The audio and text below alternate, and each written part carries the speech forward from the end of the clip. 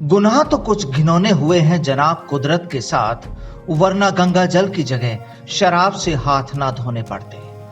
जनाब अब तो देश और दुनिया के साथ माजरा ही कुछ ऐसा है। चारों तरफ कोरोना का कहर, अस्पतालों में कराहते मरीज और परेशान तीमारदार। तैयार की गई ऑक्सीजन से जिंदगी की जंग लड़ी जा रही है। डॉक्टर्स परेशान हैं और लाशों के ढेर लग रहे हैं। आखिर कोरोना है, बार बार हाथ धोने पड़ रहे हैं, जिंदगी से भी, अपनों से भी। लेकिन इतना तो तय है कि अगर इस बीमारी के दौर में प्राकृतिक उपचार, योग और घरेलू उपचारों पर भी अगर ध्यान दिया जाए तो भी आप खुद को तंदुरुस्त रख सकते हैं। राजस्थान के एक सीनियर आईएएस कुलदीप राका की बातों पर अगर यकीन किया जाए, उनके अनुभवों को देखा जाए तो बात तो सही लगती है। दरअसल हाल ही में सीएम अशोक गहलोत की वीसी में गहलोत के प्रमुख सचिव कुलदीप राका ने जब अपने अनुभव साझा किए तो खुद गहलोत भी उन्हें गंभीरता से सुनते रहे। आप भी सुनिए कि आखिर आईएएस कुलदीप राका ने क्या कहा। सर, मैं अपना कोरोना का स्वयं का अनुभव थोड़ा साझा कर लेता हूं सर। मुझे सर प्राकृतिक चिकित्सा और योग में काफी विश्वास रहा है सर। तो मैंने सर केवल आरटीपीसीआर टेस्ट करवाया था सर। उसके अलावा भंडारी साहब ने काफी कोशिश की कि मैं सीटी स्कैन कराऊं, तो मैंने उनको कहा मैं पहले प्रयास करता हूं, अगर कोई आवश्यकता होगी तो ही कराऊंगा। तो उसके बाद में सर मैंने जो मुख्य रूप से अपने आप को ठीक करने के लिए सर जो पिछले कुछ सालों में सीखा है, हमें सर मेन कोरोना में जो समस्या आती है एक तो नाक में सर और गले में और लंग्स में होती है सर। पहले सर नाक से और गले से ये प्रवेश करके लंग्स में फिर कठिनाई पैदा करता है सर। तो उसके लिए सर हमने एक प्राकृतिक क्रिया है सर कुंजल, उसको लगातार पूरे 14 दिन तक किया सर। अभी भी लगातार कर रहा हूं सर। कुंजल में सर भूखे पेट सुबह है नींबू के जो निवाया पानी होता है सर, ल्यूकवार्म वाटर, नींबू और नमक डाल के 6-7 गिलास पिया जाता है और फिर उल्टी करके बाहर निकालते हैं सर।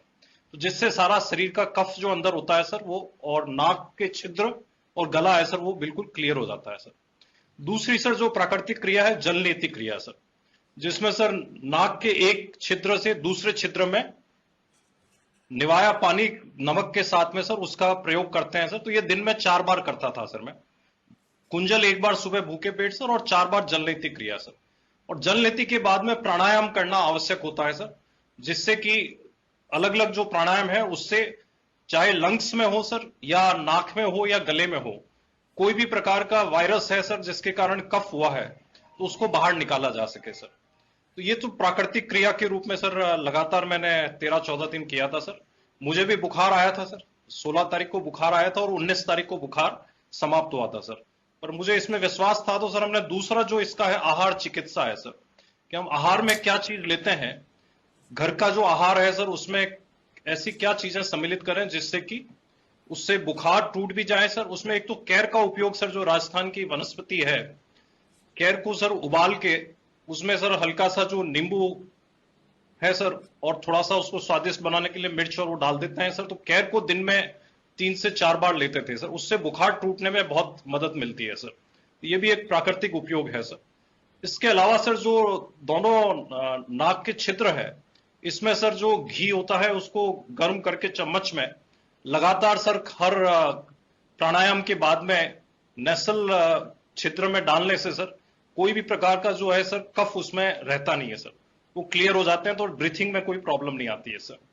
और हर खाने के बाद में सर नींबू को सर काट के सर उसको काली मिर्च के साथ हल्का सा गर्म करके लेने से सर गला जो है सर उसमें कोई भी प्रकार का कठिनाई नहीं आती है सर, उसमें कोई रुकावट नहीं होती है और वो कफ को है समाप्त कर देता है सर।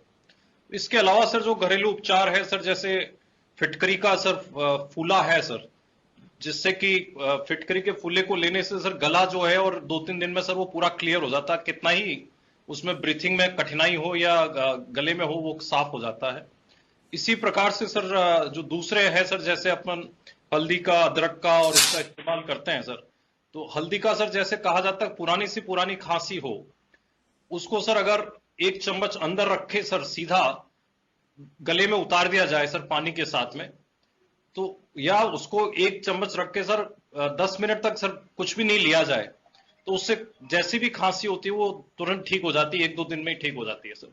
तो इन सब का प्रयोग किया सर और मुझे खुद को सर और मेरे धर्मपत्नी को भी हुआ सर, उन्होंने भी बिल्कुल यही चिकित्सा ली सर और बिल्कुल ठीक हो गए थे सर। और इसका सबसे अच्छा फायदा जो है सर, पोस्ट कोविड कुछ भी नहीं हुआ सर। हमें सर कभी लगा ही नहीं सर कि पोस्ट कोविड में कोई कठिनाई होती है, क्योंकि कोई दवाई नहीं खानी पड़ी सर और कोई इलाज उसके अलावा नहीं लेना पड़ा सर। लेकिन यह भी जरूरी है कि सावधानी जरूरी है सर। अगर किसी के सिम्टम्स बहुत ज्यादा हो, नियंत्रण में नहीं आ रहे हो, तो उसमें रोग का उपचार भी करना चाहिए, क्योंकि इस वायरस के बारे में हम सभी लोग नया नया रोज देखते हैं सर।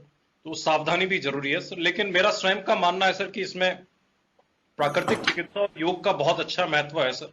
और लंग्स की कैपेसिटी है बढ़ाने में प्राणायाम बहुत मदद करता है सर। उसको अगर रेगुलर करते हैं तो उसमें लंग्स तक ये इन्फेक्शन नहीं जाता है सर।